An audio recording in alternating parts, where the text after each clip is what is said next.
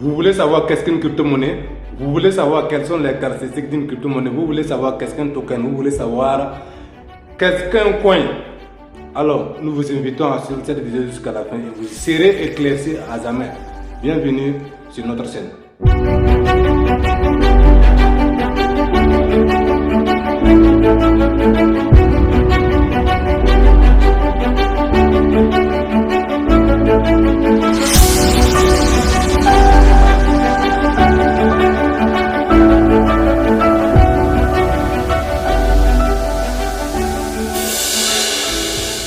Allons-y. Cela fait 2 ans que je me suis lancé dans la crypto-monnaie et mon objectif était d'accroître mes revenus. Alors, comme tout le monde, je pensais que la crypto-monnaie était juste là pour aider les gens à avoir plus d'argent. Je pensais que la crypto-monnaie était là juste pour s'enrichir. Non, mais en fin de compte, je me suis rendu compte que la crypto-monnaie est venue pour résoudre des problèmes multiples. Imaginez une instant où je vous mets dans un scénario. Si vous êtes actuellement aux États-Unis et vous voulez envoyer de l'argent à un camarade ou bien à un frère ou bien à un parent qui est en France, et vous voulez l'envoyer une somme colossale, par exemple 200 000 ou 300 000, alors vous aurez du mal à passer par les banques, vous aurez du mal à transférer l'argent parce qu'on va vous demander pourquoi vous envoyez l'argent. On va vous demander d'où vient l'argent, on va vous demander pour quelle raison vous voulez l'envoyer l'argent. Vous voyez que c'est assez ridicule. Pourquoi vous voulez envoyer une somme?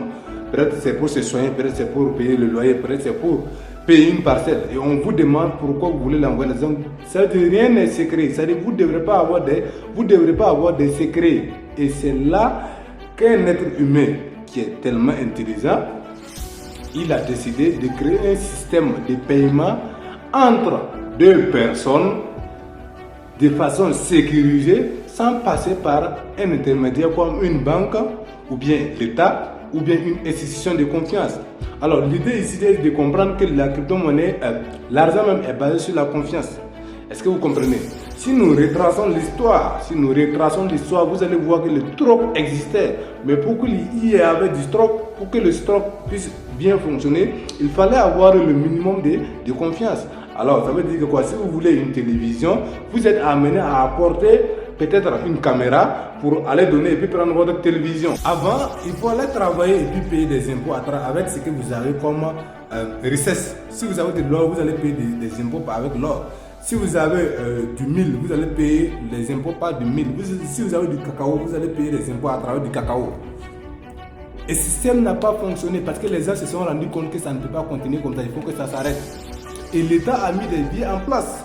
Et les billets, c'est quoi? Ils ont imprimé des billets et puis maintenant ils viennent vous remettre. S'ils vous remettent les billets, donc ça veut dire en contrepartie, vous allez maintenant les donner par exemple du cacao ou bien du sucre. Ça dépend de ce que vous avez comme richesse. Et dans ce sens, il n'y a pas d'arnaque en tant que tel. Mais sauf que les billets viennent de nulle part. Les billets, c'est du faux. Mais pour que les billets puissent intégrer dans la communauté, il faut qu'il y ait la confiance. Est-ce que vous comprenez? Et c'est dans ce sens que les êtres humains font la confiance aux banques. Alors que les banques n'ont pas de réserve en cas de faillite. C'est l'État qui les soutient. Est-ce que vous comprenez? Donc tout ça, toutes ces choses-là ont fait de sorte que quelqu'un a réfléchi, mais si nous, à chaque fois on veut faire un transfert, on a du mal. À chaque fois on prend notre argent en banque, on travaille pour les banques, on travaille pour l'État, pour rien. C'est basé sur du faux. Alors pourquoi ne pas créer un système entre individus? On peut se faire des transferts sans passer par une banque, sans passer par l'État. C'est là la question. Alors dès lors qu'il a eu l'idée, c'est évident, c'est possible, tout ce que l'esprit peut imaginer est concevable. Alors, pour que ça existe, il faut que le système soit sécurisé. Est-ce que vous comprenez? Et c'est dès lors qu'il a eu l'idée de mettre un programme en place qui permet aux êtres humains de se faire des transferts de façon indépendante et de façon transparente. Est-ce que vous comprenez? Et c'est là qu'est née l'idée crypto-monnaie. Donc vous verrez qu'une crypto-monnaie n'est rien d'autre. Une crypto-monnaie n'est rien d'autre qu'une devise numérique basée sur Internet qui permet de faire des transferts d'une personne à une autre personne sans passer par une institution ou bien sans passer par un intermédiaire. Donc désormais vous comprenez que la crypto-monnaie sont des devises numériques basées sur Internet qui permettent de faire des transferts d'argent entre membres d'une personne à une autre personne sans passer par un intermédiaire. Ça veut dire que quoi? Si vous voulez m'envoyer 1 milliard actuellement, vous pouvez m'envoyer à travers des crypto-monnaies sans passer par une banque. Donc vous avez le choix, même si vous avez de l'argent en banque, vous pouvez les prendre, aller convertir en crypto-monnaie et puis m'envoyer. Et moi aussi, je reçois mon paiement, on ne passe pas par une banque. Donc en résumé, une crypto-monnaie, c'est une devise numérique basée sur Internet qui permet de faire des transferts d'argent entre deux personnes sans passer par un intermédiaire. C'est ce que vous devrez retenir. Donc désormais, si on vous demande qu'est-ce qu'une crypto-monnaie, vous dites que c'est un actif numérique basé sur Internet qui permet de faire des transferts d'une personne à une autre personne sans passer par un intermédiaire. J'espère que c'est clair. Donc, il faut retenir qu'une crypto-monnaie est toujours basée sur Internet. Vous ne verrez jamais une crypto-monnaie de façon physique. Donc, mettez ça à l'idée. Vous ne verrez jamais une crypto-monnaie de façon physique. Tout est basé sur Internet. Alors, les crypto-monnaies sont encore appelées des crypto-devises, des monnaies cryptographiques, des crypto-actifs et des cyber-monnaies. Tous ces noms sont dédiés aux crypto-monnaies. Vous pouvez dire crypto-actifs, des monnaies cryptographiques, cyber-monnaies et des devises cryptographiques. Donc si vous pouvez noter cette phrase, et puis maintenant enregistrer ça en même temps, ça va être pour du bon. Une crypto-monnaie est une devise numérique basée sur Internet qui permet de faire des échanges d'une personne à une autre personne sans passer par un intermédiaire. C'est aussi simple que ça. C'est un moyen d'échange qui permet de faire des transferts entre membres sans passer par un intermédiaire. Vous devez comprendre que c'est assez simple. Et lorsque vous allez retenir cette phrase, vous avez la définition authentique d'une crypto-monnaie. Alors, maintenant que vous savez qu'une crypto-monnaie est une devise numérique basée sur Internet, il faut retenir que nous avons plus de 22 000 crypto-monnaies à l'heure actuelle où je fais la vidéo. Donc, vous devrez comprendre qu'il n'existe pas qu'une seule crypto-monnaie. Nous avons plus de 22 000 crypto-monnaies. Nous avons par exemple le BTC, qui est la première crypto-monnaie créée en 2008. Nous avons par exemple l'Ethereum, qui est la deuxième crypto-monnaie le plus utilisée. Nous avons le Ripple, nous avons le BNB, nous avons le Dogecoin, nous avons le Shiba Inu. Il y en a tellement de crypto-monnaies que vous ne pouvez pas en finir. J'espère que vous comprenez très bien. Nous avons plus de 22 000 crypto-monnaies à l'heure actuelle où je vous fais la vidéo. Donc retenez bien, il n'existe pas qu'une crypto-monnaie. Ce sont des devises. Donc qui parle de devises, qui parle de plusieurs. Donc c'est comme les nations aussi ont leur monnaie.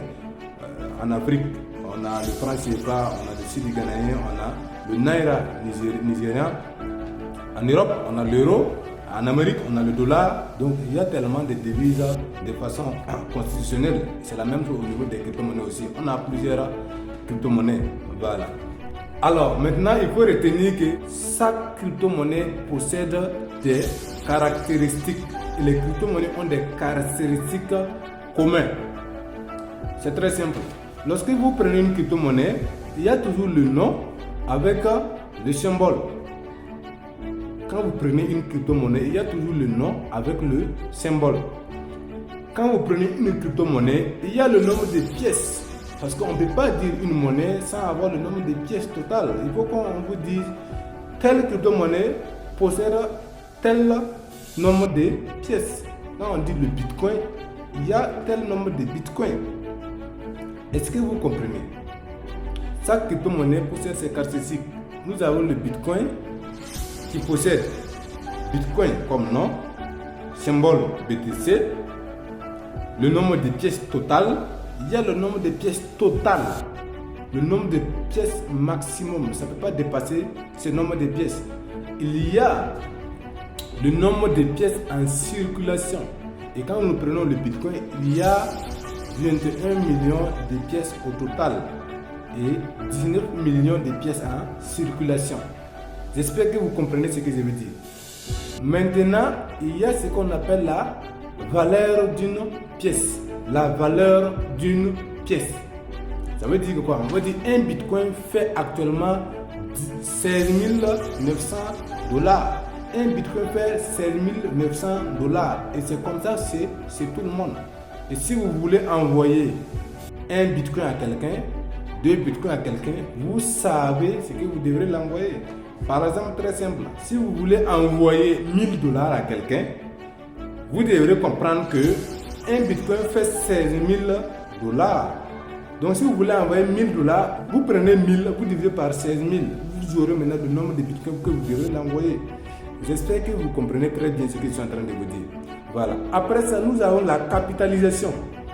La capitalisation, c'est la valeur d'une pièce multipliée par le nombre de pièces en circulation. C'est assez raisonnable. La capitalisation, ça fait la valeur d'une pièce multipliée par le nombre de pièces en circulation. Voilà. Il y a aussi le projet. Bon, c'est pas toutes les crypto-monnaies qui ont des projets. Par exemple, le Bitcoin, on ne connaît pas le projet exact. Voilà, c'était de faire des échanges, c'était pour faire beaucoup d'échanges, voilà, à travers les individus sans passer par les banques. Bon, ça peut être ça le projet, mais cette crypto-monnaie qui se crée actuellement a déjà un projet qui est en place.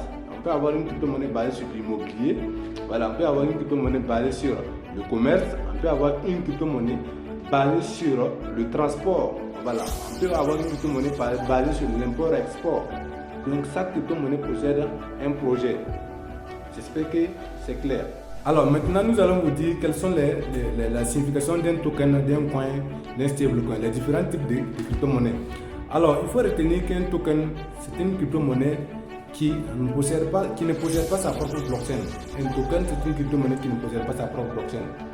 C'est très simple. Alors, si vous voulez comprendre qu'est-ce que la blockchain, alors vous êtes amené à cliquer sur ces liens. Alors, un coin, c'est une crypto-monnaie qui possède sa propre blockchain. Voilà, un coin, c'est une crypto-monnaie qui possède sa propre blockchain. C'est comme le Bitcoin, l'Ethereum, le BNB, et ainsi de suite. Un stablecoin, c'est une crypto-monnaie qui est stable.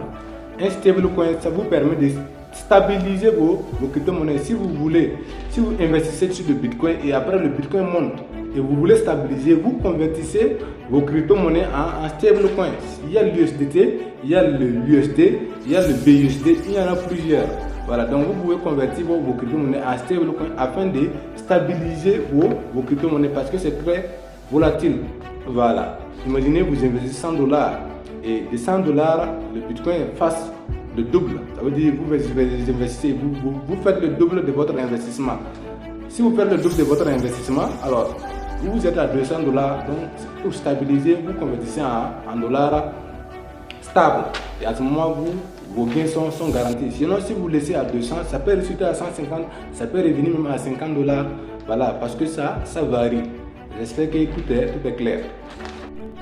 Alors, j'espère que vous avez bien compris.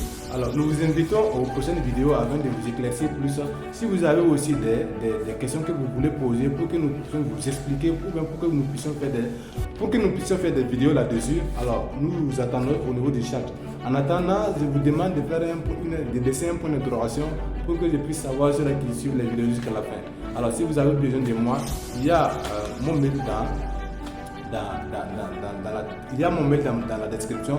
Vous pouvez m'écrire à travers mon mail. Merci beaucoup. Apprenons ensemble, vous remercie.